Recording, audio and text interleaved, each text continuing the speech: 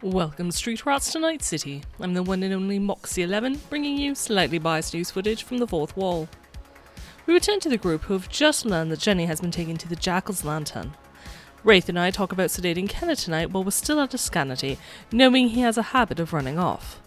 I tell Wraith Kenna seems to be doing better about listening, and given what happened last time, I want to see if we can trust him. We decide to head to see Pons before crashing for the night, and in the car, I ask Kenna if he's able to make or obtain speed heals as well as some sedatives. Well, he does know how to make speed heals, he doesn't have a lab, so I encourage him to reach out to a contact to see if he can use theirs. At the Twin Scalpels, we relay all we've learned to Pons, ask about things moving forward, and he says he will pay 1,500 eddies each if we can help Rory. While there, Kenna treats my whiplash, and Pons gives us a speed heal, though administers mine directly for the injury I'm still recovering from. We part ways, Cass staying at Cammy's place, Wraith with Kenna at his place, and I head back to the Del Coronado Bay Motel to crash at Rex's safe house. We all manage to get a full night's rest, feeling more refreshed than the previous day. We take a shower, make acquaintances with Tank, a member of Maelstrom, who, in addition for letting me shower for a nominal fee, also gets me some new threads, much more in line with my nomad days. Before meeting with the group, I do some research on the Jackals Lantern, learning it's a club in the glen on the edge of the combat zone. It looks like a giant jack-o'-lantern face, with a smile as the entrance. It's one of the hottest spots in Night City, and is run by a man going by the name Dracul. Yes, as in the Prince of Darkness. Some more digging also reveals it's unofficially the home to the Trickster Gang, the Philharmonic Vampires. It might be amusing if not for the fact that there are rumours of people going missing in the area, and that the club is involved in black market hardcore virtues. There seems to be a dress code of goth nightclub chic, and is open from evening until the early hours of the morning.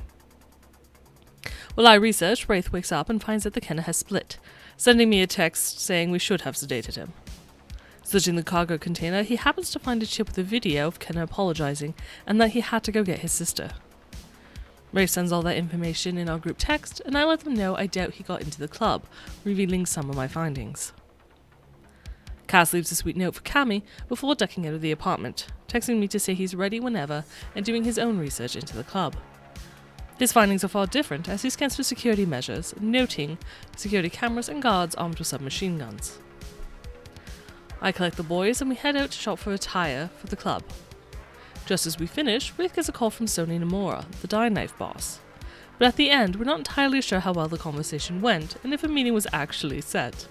At least, not until Wraith is sent a geoloc with a meeting location.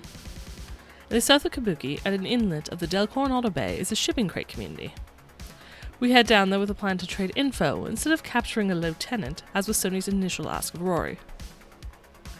As I don't have any of my armor with me, I stay in the car with comms open as the boys head in to talk to Sony. Before arriving, Wraith picks up a bottle of whiskey as a gift, spending a decent amount of eddies to get a mid-shelf option.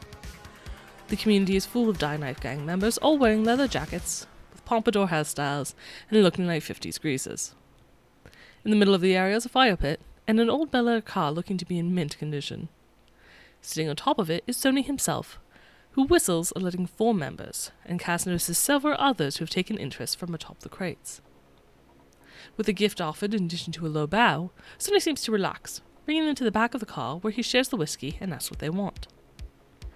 Wraith explains the situation, and when Sony realizes we're here to clear Rory's debt, he changes the deal but only slightly. He'll let Rory off the hook, but the matter is personal, so instead of killing Blue, he just needs us to get Blue alone for him to deal with, and ensure that Dye Knife is not connected in any way.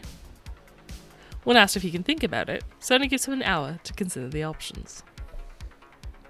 While that's happening, from the car, I notice a low-flying AV, though there are no distinguishing marks. A few moments later, I see the eyes walking towards the car, looking as attractive as ever, and a quick scan lets me clock his bodyguard with a scope looking at us from a rundown building. Charming. As the eyes nears, static enters my ear and I can no longer hear the boys or the conversation with Sony. Given the static, I choose to mute the phone. Eyes gets into the car and we chat. Like last time, the conversation is pleasant, if not problematic, and with no room to negotiate if I want to live. Seems Blue is one of the assets that the Eyes has, and he wishes for us to protect Blue and take out Sony instead. I press that my job is to clear Rory's debt, and he assures me that the debt will be clear. He'll make sure of it.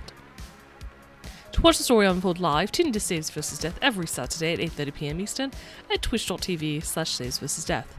If you can't watch live, be sure to subscribe to the Saves vs. Death channel on YouTube so you can watch as soon as the recording is released. Or you can download it as a podcast. Stay safe, Cyberpunks. This has been your Night City Recap with Moxie 11.